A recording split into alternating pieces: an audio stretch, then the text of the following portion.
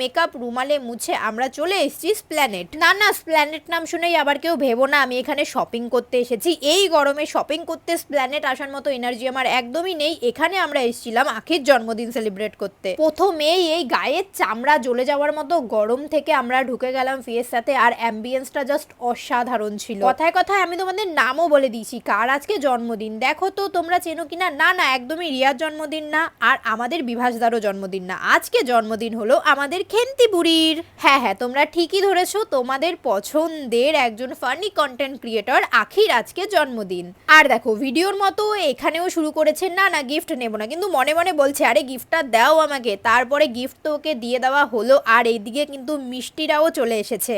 দেখেছো এখানেও কিন্তু আখির জন্য একটা ফানি কন্টেন্ট বানিয়ে নিচ্ছিল আর মিষ্টিকে সাথে নিয়ে। তোমরা ভিডিওটা কে কে দেখেছো আমাকে কমেন্টে জানিও। এরপর শুরু হলো আমাদের খাওয়া দাওয়া। স্টার্টারেই এত আইটেম